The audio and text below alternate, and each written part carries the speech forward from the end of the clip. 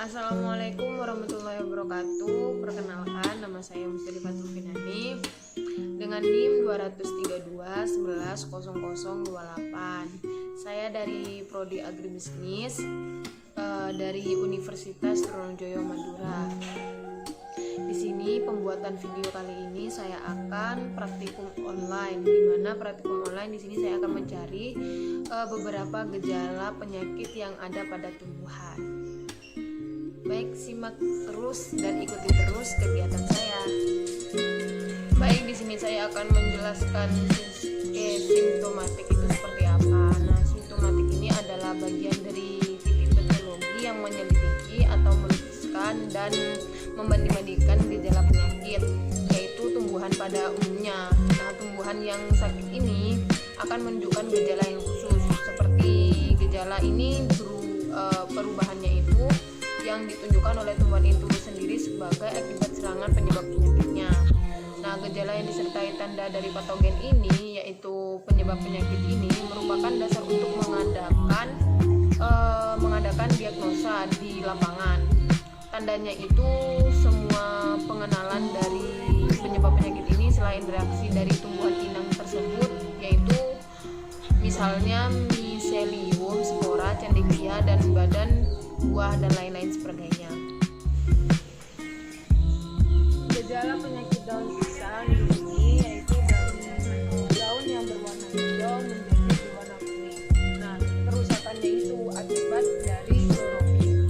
Nah, kloros yang tidak teratur di sini, bagian yang klorofilnya itu tidak terbentuk dengan tepat, maka terjadi gambaran mosaik dengan corak tertentu. Kadang-kadang bagian yang pucat lebih memuncak daripada bagian yang tetap berwarna hijau. Nah, jadi berwarna kuning. Di sini juga ada yang berwarna kuning, di sana bisa di zoom ya. Di sana tuh juga terjadi klorofilnya itu klorose yang dari berwarna hijau menjadi berwarna kuning.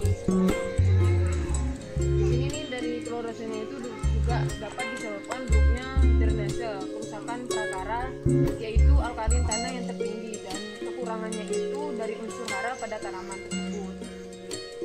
Selanjutnya itu umumnya penyakit yang tertentu pada tumbuhan itu menunjukkan adanya gejala yang khas, di mana berdasarkan sifatnya itu gejala dapat dibagi menjadi atas gejala lokal dan sistemik. Ada dua gitu. Gejala lokalnya ini adalah gejala yang terbatas, yaitu bersifat setempat, di mana yang disebabkan oleh bakteri dan cendawa biasanya itu menunjukkan gejala ini. Nah, gejala yang sistemik itu sendiri yaitu gejala yang menyebar, di mana menyebarnya itu meliputi seluruh tubuh tumbuhan. Seperti itu disebabkan oleh virus yang penyakit fisiologisnya. Namun meskipun serangan patogennya ini hanya lokal, tapi mungkin juga menimbulkan gejala sistemik juga di sini. Misalnya itu pada penyakit yang udah disebabkan oleh sistemik itu sendiri. Nah, penyakit di sini penyakit akar lainnya itu dalam hal patogen ini akan tetapi tanaman ini menunjukkan gejala kelayuan dan akhirnya itu menyebabkan kematian tanaman. Jadi gejala di sini tuh sistemik tidak selalu ditimbulkan oleh patogen yang menyebarkan secara sistemik di dalam tubuh tumbuhan seperti itu. Nah, contoh selanjutnya yaitu daun jambu. Di sini itu terkena nervos yang diikuti oleh rontoknya sel yang mati sehingga berbentuk lubang-lubang seperti ini. Seperti itu, teman-teman. Yaitu bercak seperti ini. Ini juga terkena seperti itu.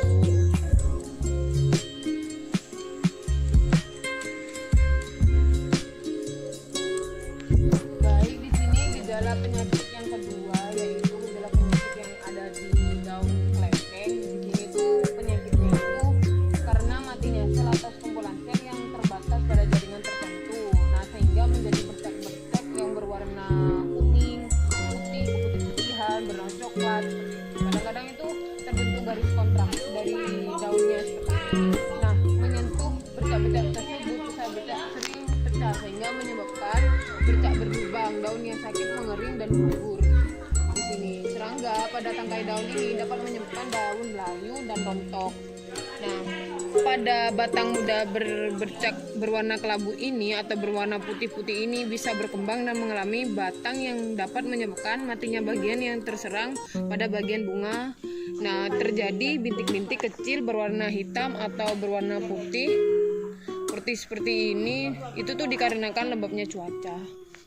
Dan selanjutnya itu gejala dari morfologi, di mana gejala penyakit ini dapat dibedakan menjadi 3. Gejala netotik disebabkan ini karena adanya kerusakan pada sel atau bagian sel. Yaitu selanjutnya gejala hipoplotis, yaitu disebabkan oleh terhambatnya atau terhentinya pertumbuhan pada sel. Sedangkan yang terakhir itu gejala hiperlasis, yaitu dimana disebabkan oleh karena pertumbuhan yang melebihi batas biasanya. Mungkin itu saja dari saya, kurang lebihnya mohon maaf. Wassalamualaikum.